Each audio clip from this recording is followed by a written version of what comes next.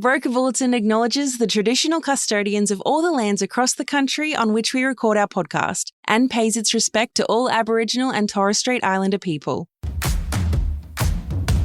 Welcome to the Broker Bulletin podcast, where better begins. Join us as we chat with brokers about what's working for them, what drives them, and the real challenges and wins that matter most right now. Hi everyone.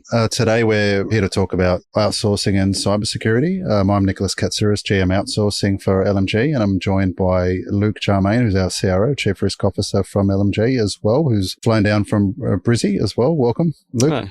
Thanks for inviting me down, Nick. We've got a lot of questions, a lot of info to cover off today for our business owners, so I'll probably get started. So let's start with the basics. What kind of risks are brokers typically exposed to how they grow their businesses? And how do those risks shift or evolve as brokerages take on more clients, more data, and more complex deals? Let's get straight into it. Had a good weekend. Played a bit of hockey, a bit of sport. Yeah, good question. Initially, I think, a new market broker, their main risks are often going to be quite personal, tied to their individual reputation, their client relationships, and managing the kind of basic compliance practices. And they're typically going to be concerned about securing enough business to be viable and grow in the short term. I think as those small businesses grow and they get more clients and start handling a lot more data and close more complex deals, the risks are going to shift and evolve from personal to systemic. So the threats become more significant. The operational risk, the chance of losses from bad internal processes or inefficient ones, the regulatory non-compliance, so the burden of compliance gets bigger, the larger your business gets, and the more clients that you're servicing. The reputational risk, mistakes can have a wider impact, especially feedback from your customers. So they think about their reputation, their NPS scores. And then finally, and the reason you invited me down in the first place is really, the cybersecurity threat. So with more data, the brokerages become more attractive target for cyber criminals. Obviously, I look after outsourcing for most of our business owners. At least some of the initial main drivers are cost saving and efficiency. What is the biggest hidden risk of this equation? And how is that risk evolving in today's threat landscape? I think the biggest hidden risk and the one we don't think about the most is, for the finance broker, when they start outsourcing some of these processes and services or engagements with their clients, is there's a chance that they're going to lose control over their sensitive client data and its security. They're saving costs and they're getting efficiency, and that's their primary motivation, obviously. They're delegating critical functions to a third party that we call suppliers, and it introduces a dependency that can expose the broker then to the partner's security vulnerabilities and lapses. And in today's threat landscapes, the risk is evolving due to the proliferation of supply chain attacks. And I know I just said it before, but when I say supply chain, I'm thinking of a third party or an outsourcer. And, attackers no longer need to directly engage with or breach the broker. They'll start trying to engage and breach those third party. Their broker's only as strong as their weakest link in their supply chain. Specifically to the finance industry, which obviously mortgage broking is a part of, is a prime target for cyber attacks.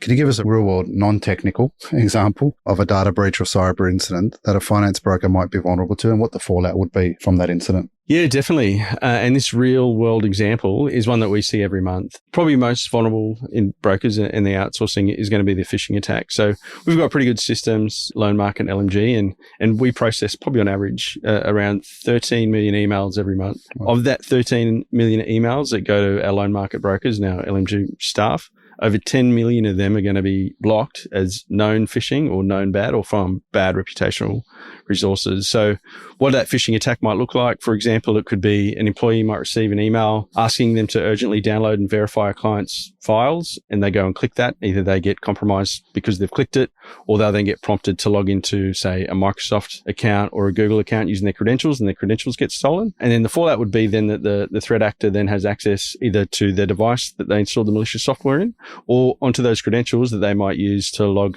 into their Google or into their lenders or into any other service accounts or accounts that service and use that username and password. What that might lead to, it can lead to that financial theft or identity theft. Once the attacker has access to the information, those logins, they can usually get the information that they need to impersonate the person's information that they've stolen. Operational disruption, when this gets identified, there's going to be a shutdown of the business as they kind of do the forensics and look into what happened, how did it happen, and how do we stop it from happening again, and what's the size of the problem we need to talk to or report on, the regulatory penalties, and obviously then the reputational damage. Brokers live on trust. If their clients lose trust in the broker, what's that going to lead to in terms of the loss of new business and the loss of the existing business? On that, we touched on obviously the outsourcing and cybersecurity as far as, why we've got you here to chat about. the Philippines is a global leader in outsourcing. So you'd probably say one of the top 1 to 3 mature environments in outsourcing. Yeah, they're fantastic. What are the specific cyber threats and vulnerabilities that are unique to the region? And how do they impact Australian and international businesses? I think Philippines, no different anywhere else. The biggest significant is a prevalence of social engineering and insider threats. So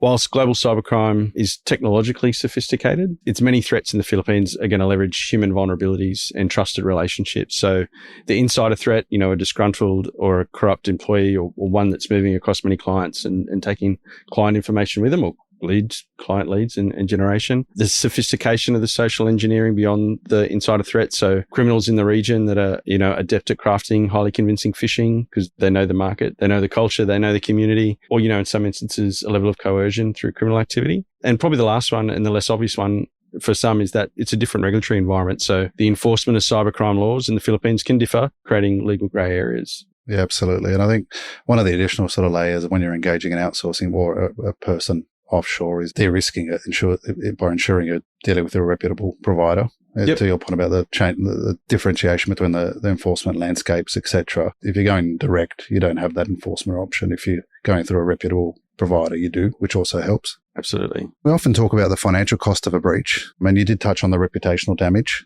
In the world of finance, when trust is everything, how can a broker quantify the loss of a client's trust after a security incident? This question's almost impossible, notoriously difficult to answer. And some of it probably comes to how well they understand the kind of operational metrics of their business anyway. So what I would be thinking about is, what does the customer churn rate look like? And has that changed on the back of kind of a breach? And also, have they been able to forecast what's their forecast for new business in terms of new leads and new clients? And is that loss of future business starting to impact them because of that negative way that they had an incident, or they managed then the communication and engagement and then the response to that incident? Yeah, then you've also, I guess, the people that silently leave. So your customers that generally just leave without there are instances, and we can touch on things like ransomware where the threat actor might make a direct, this is how much it'll cost you to get your data back or to prevent it from being disclosed. But often I think it's the intangibles that are most important ones, which is, protecting your current business and your future business. Yep. Makes sense. On that note as well, as far as how do we sort of monitor our own security, so to speak. It's our business has invested heavily in global certifications like ISO. SOC 2 is another one, but if we just focus on ISO.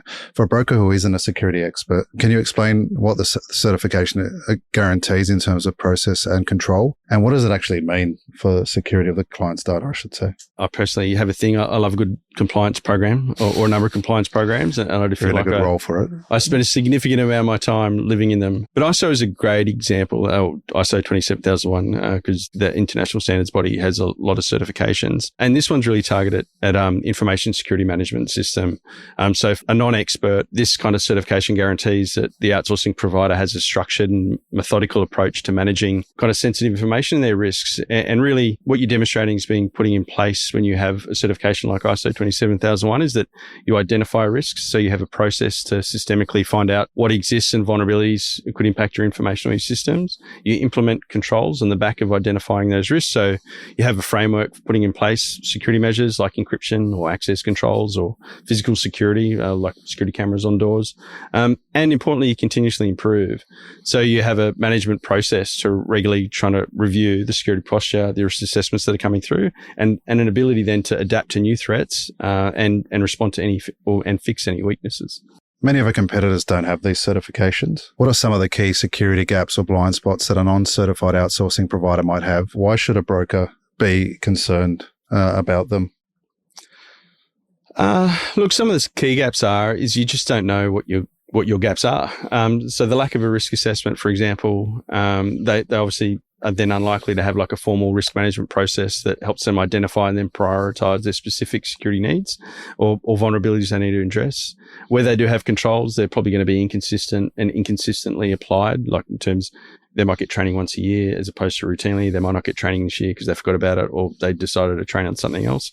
You'll usually see probably a lack of continuity planning. So what happens when something goes wrong? And that can sometimes be as important as preventing something from happening in the first place. And importantly, and one we talk a lot about, we spend a lot of time, especially engage in our in our staff and like kind of with our loan market brokers is that education awareness. So that untrained staff is usually another key gap in identifying those kind of threats and the things that are getting seen across the network, like the fake client lead that tells you to download urgently some new documents for new business. Those things are just generally not in place. What's the fundamental difference or the differences between an ISO and SOC 2? Yeah, so ISO 27001 is really around the kind of the management system. So that risk identification, risk management, control implementation, and then governance of those across the senior leadership on those risks being identified and then managed going forward. SOC 2 is a really big, SOC 2 Type 2. We did both SOC 2 Type 1 and Type 2. SOC 2 Type 2 is a really robust control framework across security, availability, privacy, processing integrity, and confidentiality. I think there's circa 200 controls, not quite that many, that we then demonstrate to an external auditor that they've been designed effectively. And those controls, an example of that would be how we do a criminal check against any new employee. And like we work with our outsourcers to do criminal checks as well. And then demonstrating that it's effective is that we'll be able to demonstrate as part of that audit that every employee or third-party employee that came on during the auditable period, that criminal check was done on all of them and all the results were satisfactory. So they're both very complementary. Yep. ISO is a bit more to that risk management and the security focused lens on it.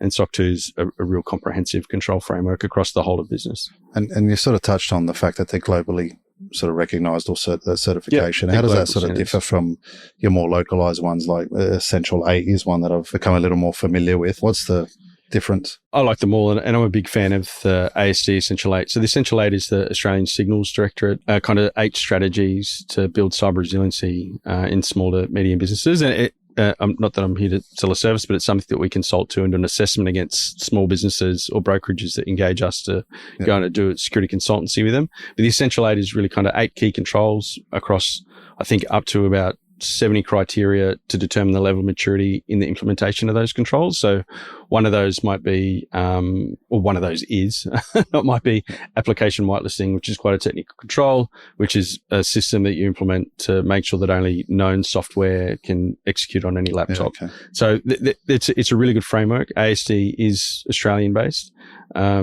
And it's not as internationally robust necessarily as ISO 27001 and SOC 2, but it's a great set of 8 strategies, and we definitely promote it, use it, and align to it. Okay, so it's more sort of, in my words, it's more sort of a best practice guide as opposed to a formal governance program, so to speak. Yeah, you can get a maturity assessment against your adoption of the Essential 8.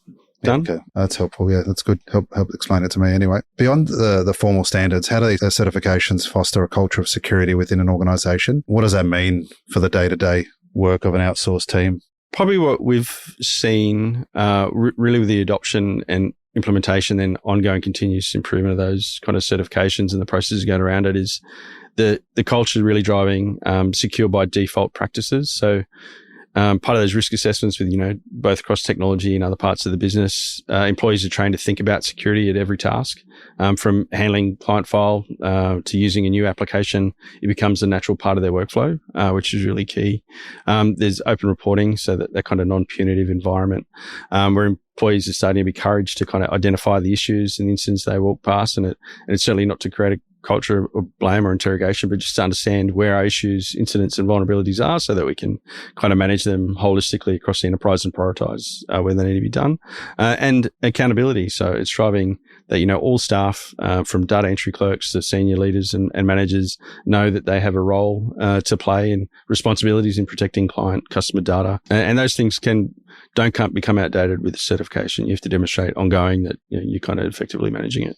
Yeah, okay. You've clearly read my next slide, next question. Is it enough to just obtain it once, the certification? You've already said it's a continuous process. I think, how do these frameworks force a company to stay ahead of new threats and constantly improve its security posture?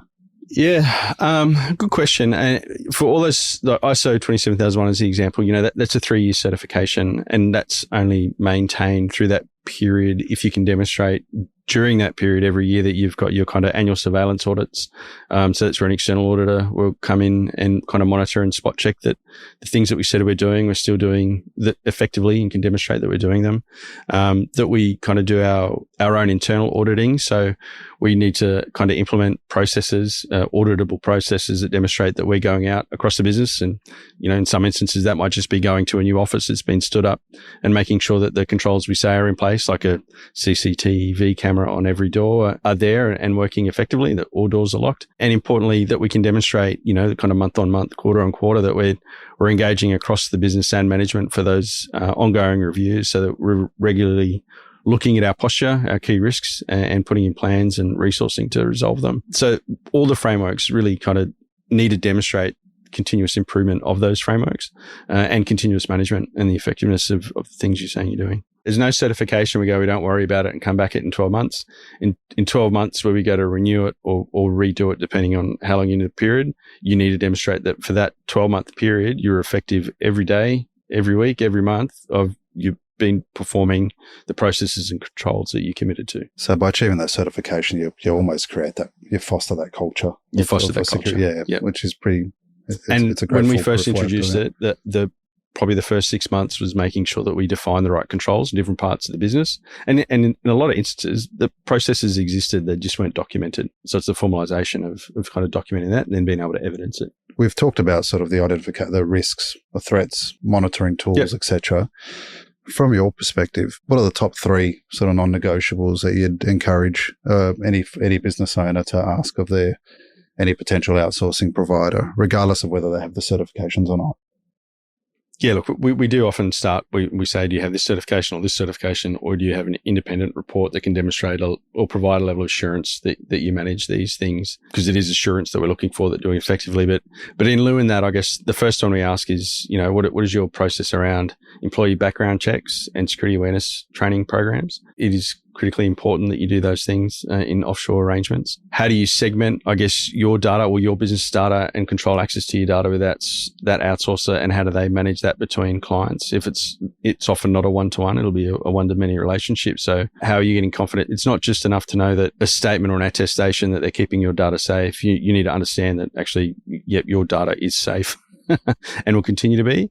And probably the third one, and I kind of alluded to before, is really, do you have a documented and tested incident response plan? So when something goes wrong, how are you going to communicate with me? How are you going to communicate with your stakeholders? And how are you going to engage to kind of move on and resolve this in a way that's satisfactory for everyone? And I think going back to your trust point, the discussion we had around trust, etc. Yep. Do you feel as though, while you might have a breach per se or a negative incident, you can kind of maintain that level of trust or credibility, and depending on how you respond to that incident? The confidence might take a hit, but I think trust can certainly still be retained. And I think there's probably, and I'm not going to mention on a podcast any specific kind of vendors, but if I look back on, what's happened in Australia in the last few years in terms of the major data breaches, I think some major entities have handled it way better than others in the terms that they kind of engaged and communicated with their impacted customers. And I just, encourage, have a plan, be open and transparent, be confident. It's not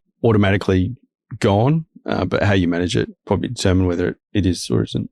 Yeah, so get on the front foot, be transparent. Or have a plan and know what you're going to do. Yeah, absolutely. What do you see as the next major trend in cybersecurity that would directly affect the financial services industry, and how can businesses prepare for it now? Yeah, look, I think we're going to continue to work with people and computers and money. I think the next key trend, and it's already started, is really that kind of weaponization of AI by cyber criminals. And there's 2 things that kind of come front of mind when they're thinking of that. It's the sophistication of kind of phishing and then engagement, and then kind of the end-to-end automation of what we call an attack chain. So everything from those initial emails to then the follow-ups to then the kind of data exfiltration, all happening in one hit.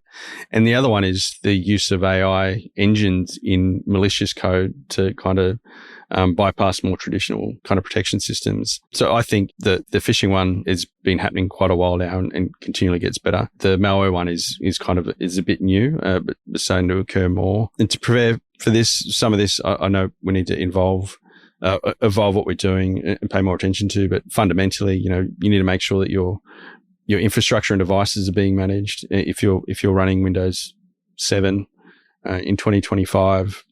That has been patched for a long time. You don't even need new AI-driven malicious code to compromise you.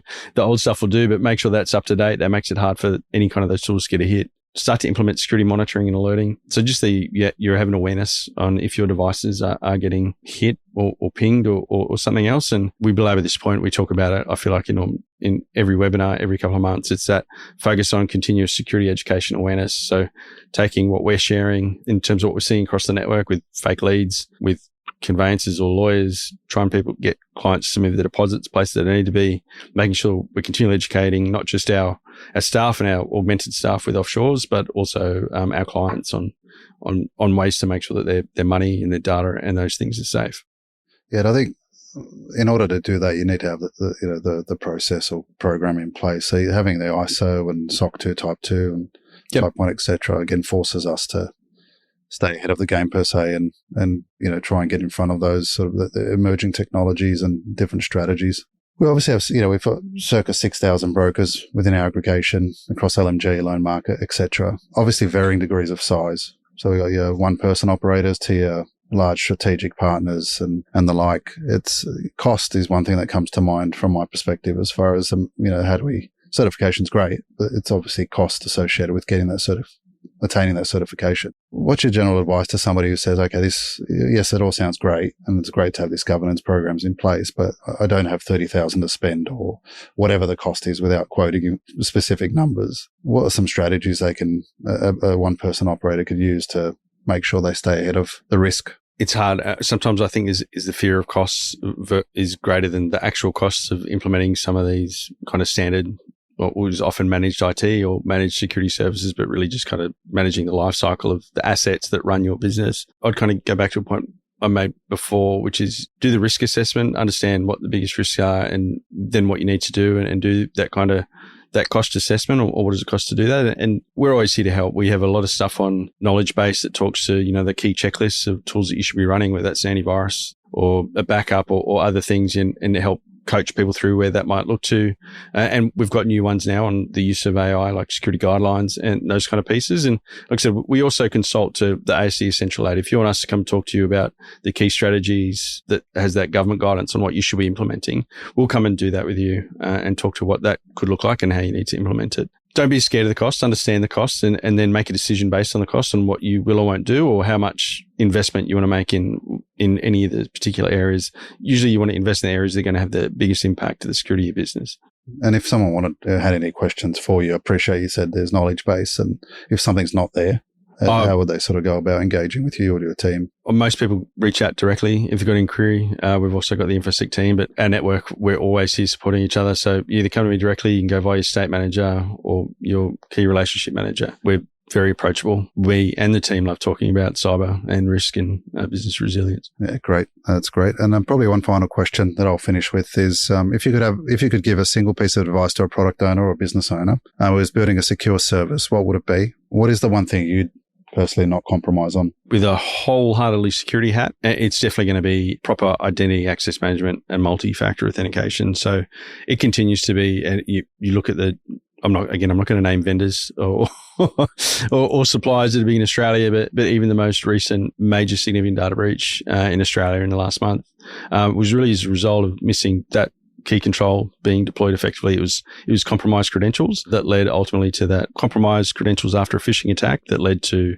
that kind of data breach. So we force it on any kind of systems we manage, like access to my CRMs behind multi-factor authentication, the kind of Google email and productivity suite that our loan market brokers access that's behind multi-factor authentication. It is a non-negotiable key control in 2025. Great. That's very helpful. That's a wrap for our time. Thank you so much for heading down from Brisbane. Hope you have a safe flight back. I appreciate you're probably heading there right now or shortly, but hope everyone found that insightful. Thank you. My pleasure. Thanks, Nick. Thanks, Cheers. Everyone. Thanks for tuning in to Broker Bulletin. We would hate for you to miss an episode. Subscribe to Broker Bulletin in your favourite podcast app. Has this episode been helpful? We'd love you to rate and review us. It'll help us deliver content that's useful to you and help others discover us. If you have great ideas for topics worth tackling or have burning questions you'd like addressed on an upcoming episode, reach out. Links in the show notes. See you next time.